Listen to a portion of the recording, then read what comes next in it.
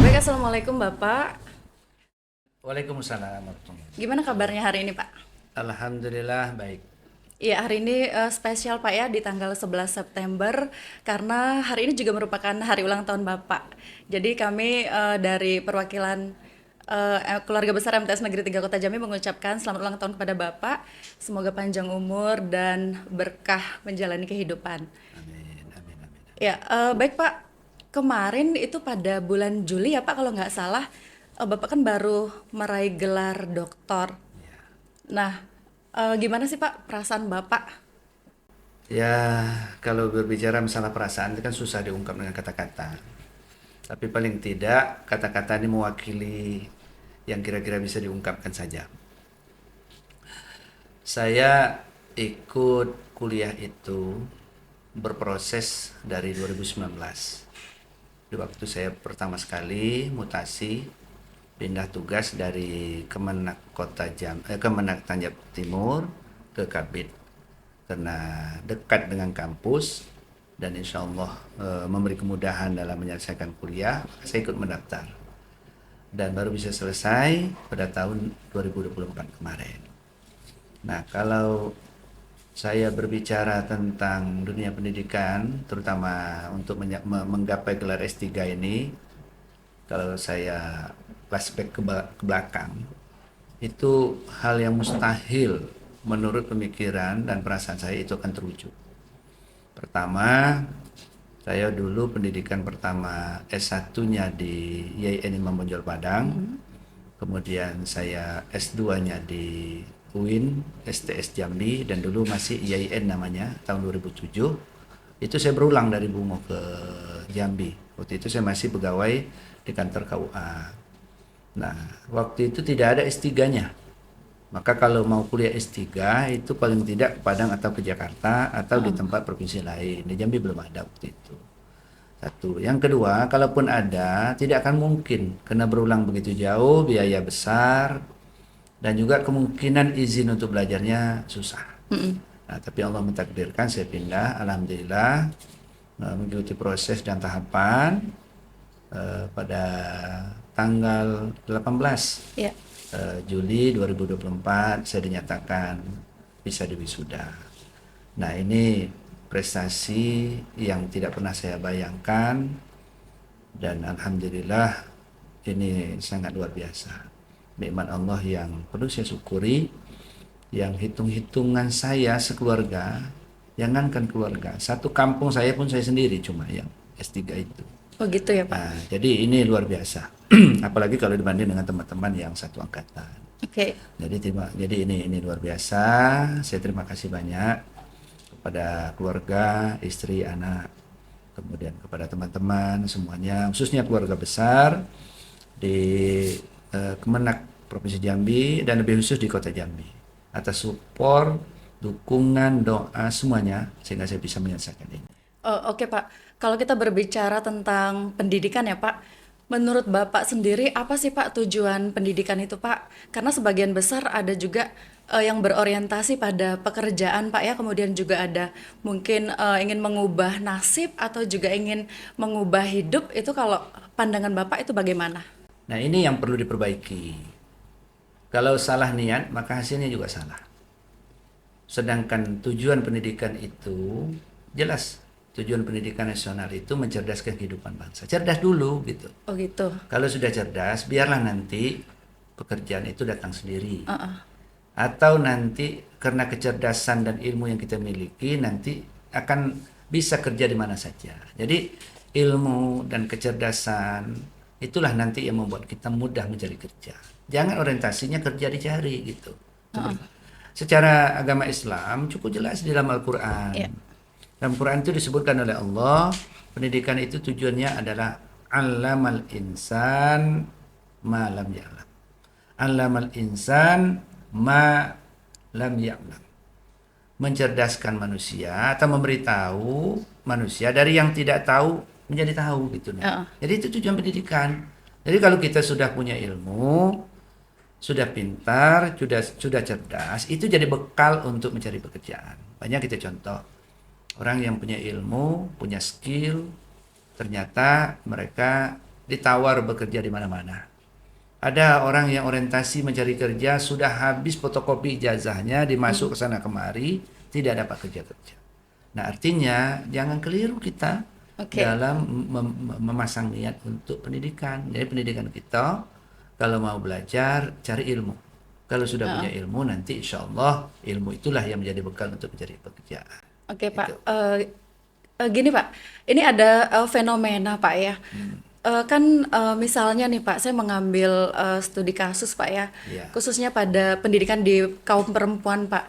Jadi ada perempuan itu mungkin sudah sekolah sangat tinggi, Ya. mungkin sudah sampai S3, tapi dia memutuskan untuk tidak bekerja dan full menjadi orang tua atau mendidik keluarganya. Kalau menurut Bapak sendiri itu bagaimana? Ya bagus. Karena misi dari seorang ibu itu yang paling tinggi adalah gimana dia bisa mendidik anaknya dan mendidik keluarganya. Itu pertama, itu tugas pertama gitu. Nah, tugas di luar itu nomor dua. Itu kodratnya seorang perempuan. Kalau kita bicara hakikinya perempuan itu. Kenapa dia diberikan oleh Allah simbol-simbol yang ada pada dirinya? Dia punya, mohon maaf, dia punya payudara. Itu apa artinya?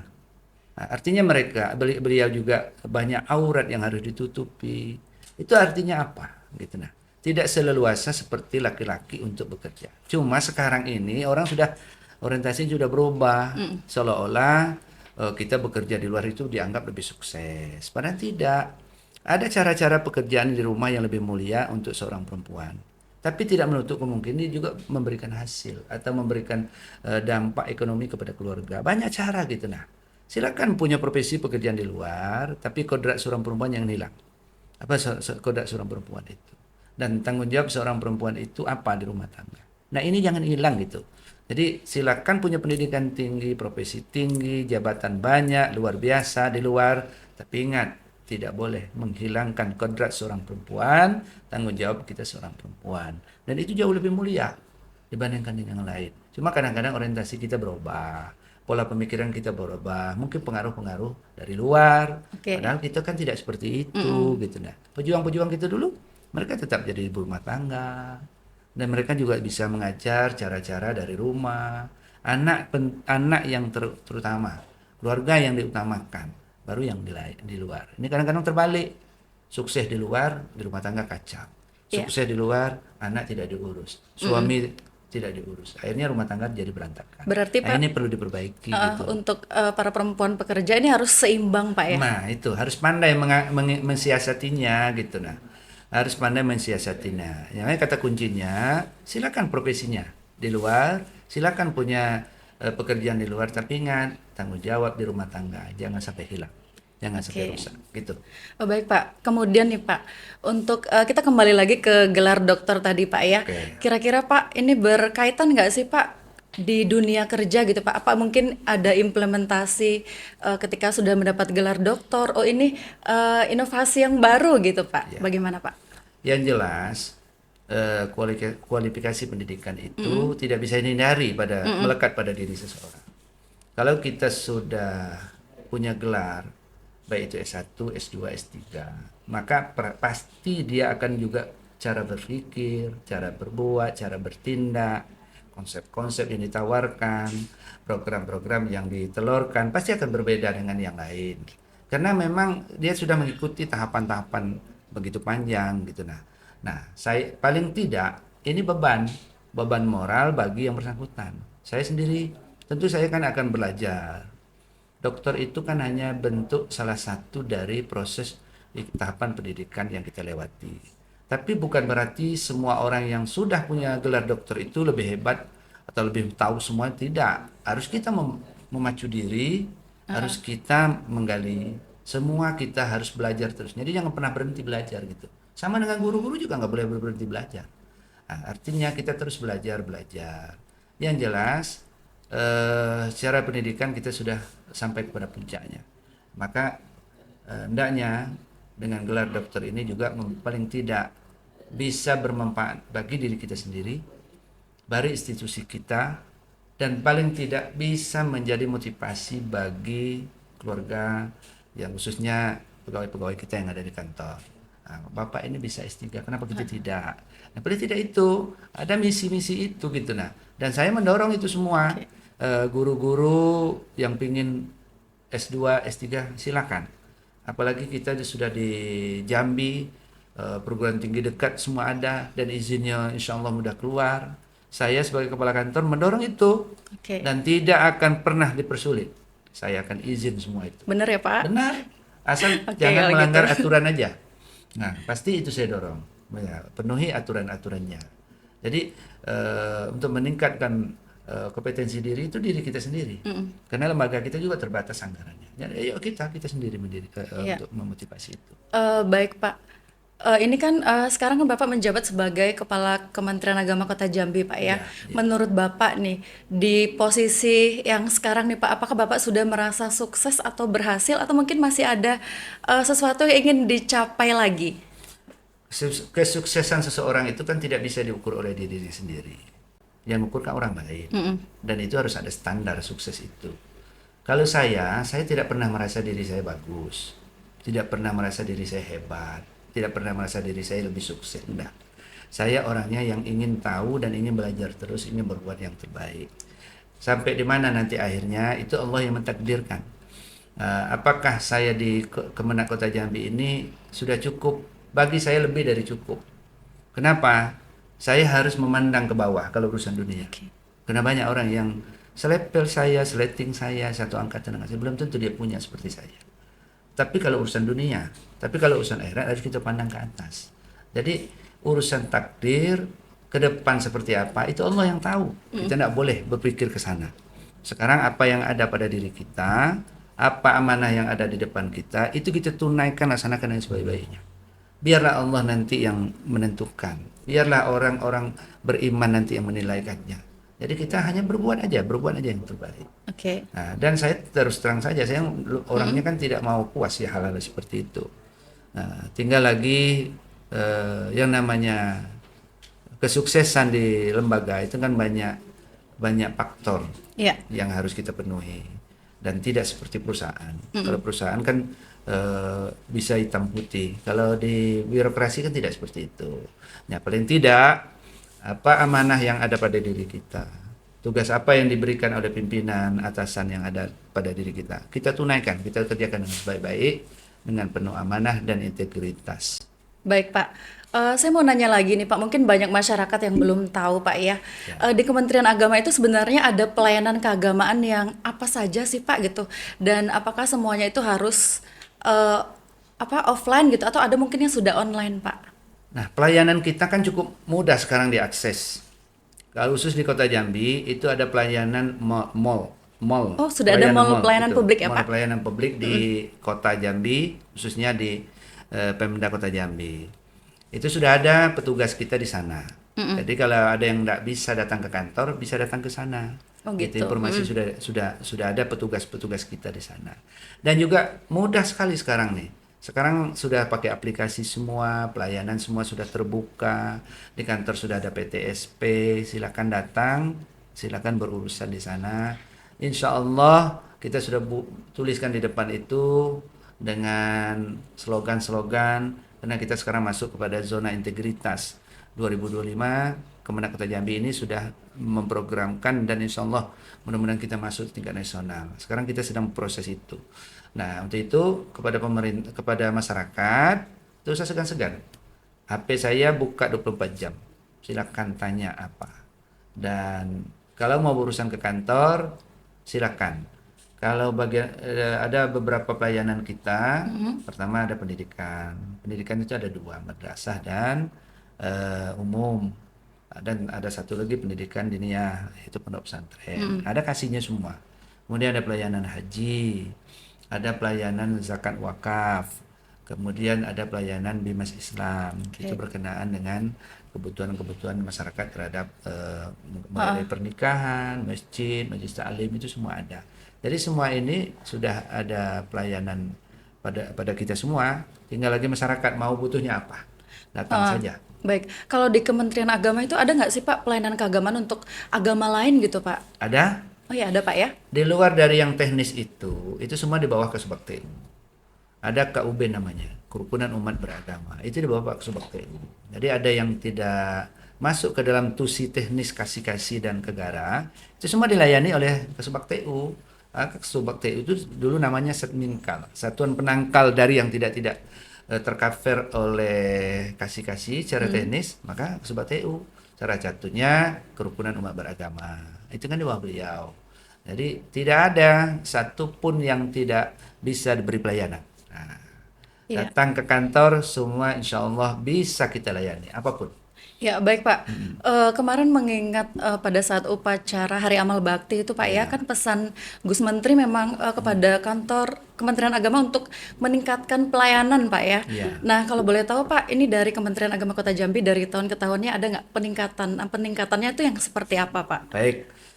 Kita sudah tentu kita senang sekali apa yang disampaikan oleh Gusmen, dan itu untuk memotivasi diri kita, memacu diri kita. Hendaknya itu jadi cambuk kita semua di bawah supaya kita tetap meningkatkan pelayanan terhadap masyarakat.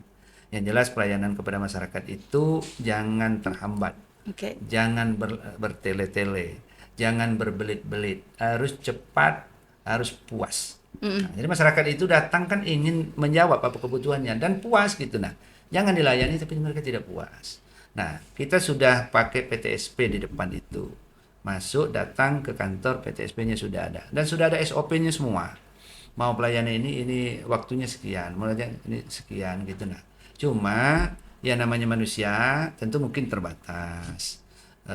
Yang namanya sumber daya manusia kan tidak seperti robot. Mungkin ada hal-hal yang kekurangan dan kelemahan itu saja mungkin. Kalau sistem sudah kita bangun semua. Dan insya Allah mudah-mudahan sistem yang kita bangun itu diiringi dengan kemampuan skill sumber daya manusianya. Nah, mudah-mudahan sehingga kita bisa memberi pelayanan yang terbaik kepada umat.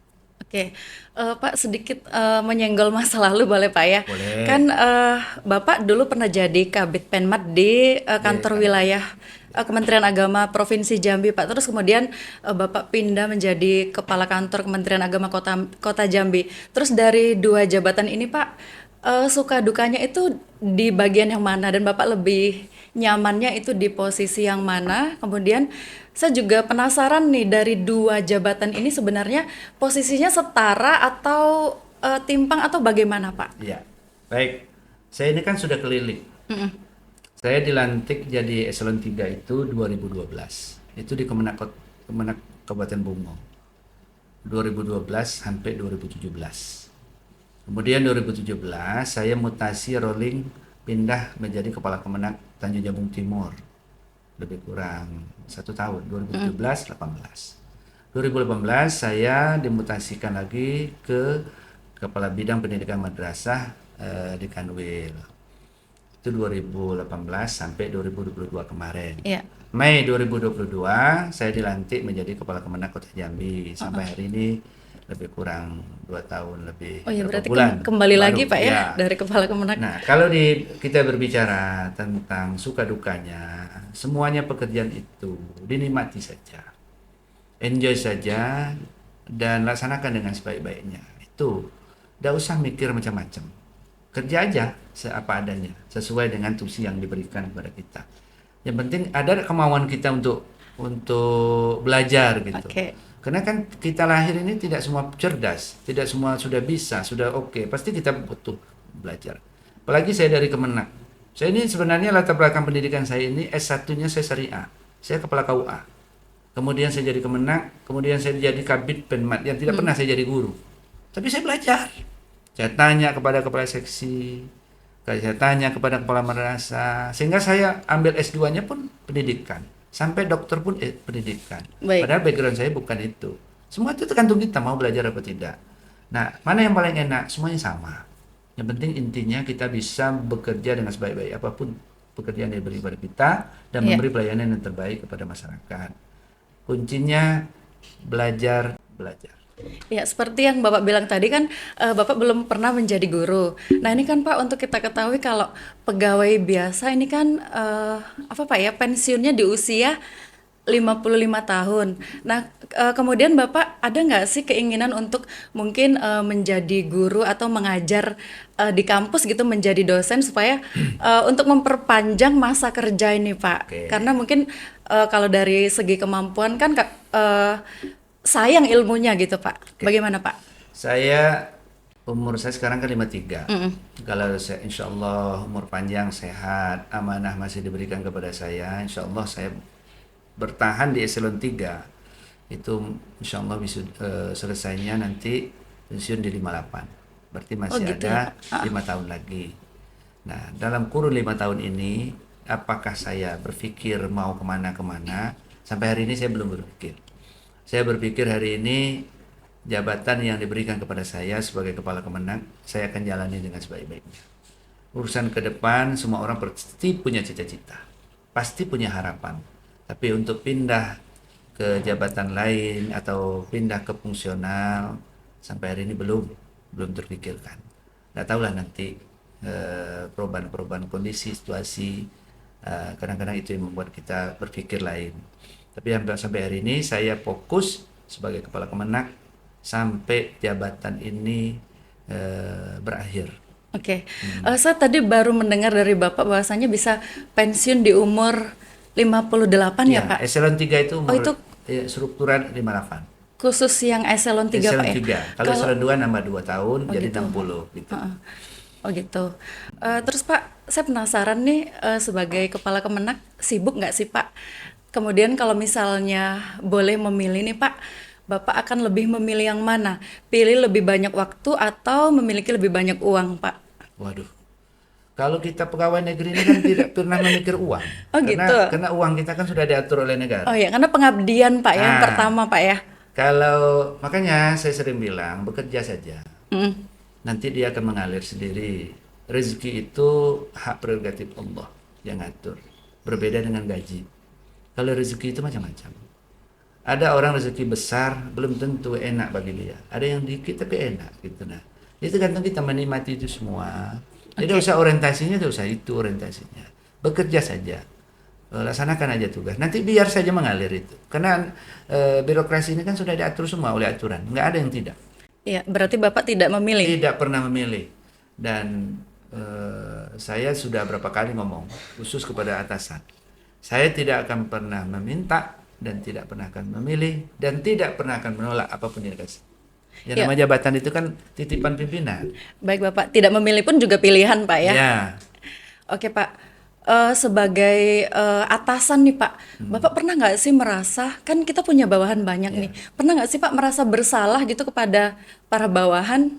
Atau mungkin bagaimana Pak trik supaya kita itu menjadi atasan yang dicintai oleh para bawahan kita, sehingga nantinya kita bisa dikenang sepanjang masa oleh bawahan kita Pak? ya. Urusan suka tidak suka itu sangat relatif. Itu kan urusan perasaan masing-masing menilai seseorang. Yang jelas, pengalaman saya sebagai kepala kantor dari 2012 sampai sekarang, baik itu di Bungo, di Tanjab Timur, Kabit, sampai hari ini, saya berusaha bekerja itu dengan bawahan. Itu menganggap bukan atasan dan bawahan. Saya menganggap mereka itu teman bekerja saya, kemudian keluarga besar saya, dan bekerja dengan cara-cara kekeluargaan, tapi tidak dianggap itu milik keluarga. Nah, itu saya menciptakan itu. Jadi mereka juga kalau bekerja dengan saya juga merasa seperti itu. Apa ya? Ada rasa kekeluargaan gitu. Ini diciptakan supaya kita hadir di sana, jangan mereka merasa terbebani. Iya. Begitu juga sebaliknya. Sebab dalam pegawaian ini ada yang tidak bisa memilih. Pertama, kita tidak bisa memilih siapa atasan kita. Mm-mm. Begitu juga sebaliknya. Yang kedua, kita tidak bisa memilih siapa bawahan kita. Nggak bisa memilih. Oke. Ibu Rini pernah memilih bahwa Pak Risatri jadi... Enggak. Nggak pernah. Begitu juga saya. Saya tidak pernah memilih Ibu Rini bisa jadi guru di bawah saya sebagai kepala Kemenang. Begitu juga sebaliknya. Makanya birokrasi pegawai tidak bisa. Itu yang tidak bisa. Kenapa? Habis ini saya belum tahu di mana. Mungkin orang itu belum tentu senang dengan saya sebagai kepalanya. Begitu juga sebaliknya. Karena itu tidak pernah kita ketahui, maka kata kuncinya ya bekerja aja dengan baik dan nikmati pekerjaan itu, ciptakan suasana itu. Gimana cara menciptakan suasana? Dimanapun instansi, satuan pendidikan atau apapun organisasi itu 90% menurut saya itu sangat tergantung kepada pimpinannya. Baik Pak, Mau itu. dibawa kemana? Sama dengan supir mobil, mau nyaman atau tidak penumpang itu tergantung yang nyupir. Kalau nyupirnya ugal-ugalan, semua anak yang ada di dalam itu ribut. Oke. Nah, gitu lah. Ini saya ambil poin pentingnya Pak ya, Ya. menciptakan lingkungan yang nyaman supaya bawahan kita nyaman dan menganggap sebagai rumah kedua gitu Pak ya. Ya. Kemudian Pak, ini kan di hari ulang tahun Bapak nih Pak ya, ada harapan nggak Pak mungkin untuk diri sendiri dan juga keluarga dan juga mungkin untuk pekerjaan Bapak ke depannya? Harapan saya di ulang tahun saya yang ke-53, pertama saya bersyukur kepada Allah Subhanahu wa taala.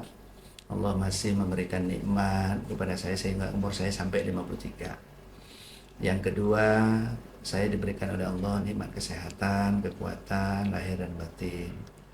Mudah-mudahan nikmat ini terus ditambah oleh Allah. Nah, untuk ditambah oleh Allah nikmat tersebut tidak lain saya harus mensyukuri. Oke. Kemudian meningkatkan aktivitas supaya amal-amal ke depan lebih baik dari sebelum-sebelumnya. Nah, itu harapan saya dalam momen ulang tahun ini. Nah, kemudian tidak ada pimpinan yang tidak ingin sukses. Oke. Kesuksesan itu tidak akan muncul sendirinya. Pasti ada tangan-tangan orang lain, ada dukungan-dukungan orang lain. Makanya kita mengajak semua keluarga besar untuk melaksanakan tugas dengan baik sesuai dengan tusinya masing-masing. Maka begitu mereka bekerja dengan sebaik-baiknya di tusinya masing-masing, maka secara tidak langsung kesuksesan itu juga akan sampai kepada saya sebagai kepala kantor. Oke. Jadi ciptakanlah suasana itu dengan baik. Baik Pak, terakhir nih Pak, saya penasaran, seperti yang Bapak bilang tadi sebagai atasan kita tidak bisa memilih bawahan dan tidak semua bawahan akan menyukai kita. Iya. Nah, bagaimana nih Pak trik khusus kalau ada orang yang nggak suka dengan kita sebagai atasan itu apa yang harus kita lakukan Pak supaya kita tidak terpengaruh oleh energi-energi negatif ini Pak? Baik.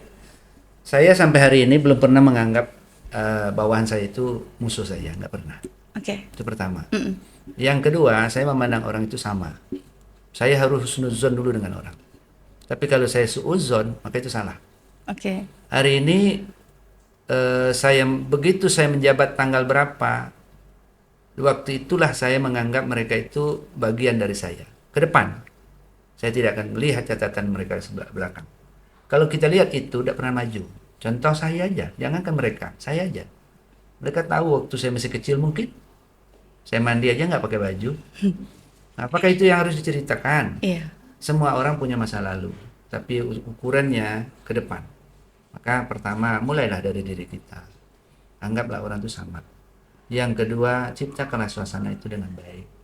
Hal-hal yang kira-kira membuat suasana tidak baik, tidak usah itu. Jadi kita sendiri yang menciptakannya, gitu nah. Makanya pimpinan itu beratnya pada itu, berlaku adil terhadap anak buah. Susah itu, tidak semua orang mampu. Bisa ramah dengan semua anak buah, nggak bisa itu semua orang. Pasti dia akan memilih. Di saat memilih itulah ada yang membuat suasananya tidak nyaman. Sama dengan kita punya anak 3, 4, semua kita buat sayang.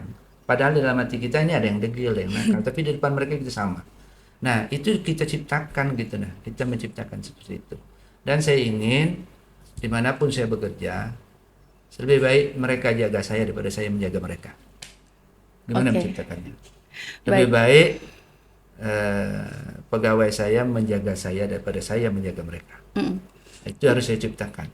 Oke, jadi poin pentingnya di sini ketika ada orang yang tidak suka dengan kita, ya udah nggak usah dipikirin gitu Pak ya. Kita harus tetap maju, harus berpikiran positif gitu Pak ya. Ya. Karena bahagia itu adalah pilihan dalam diri kita. Kita mau bahagia atau mau patah hati itu tergantung dari diri kita sendiri gitu Pak ya. Ya, sip. Baik Pak, kami terima kasih banyak karena Bapak sudah mampir ke ini Pak ya, Siniar Masanta MTS Negeri 3 Kota Jambi.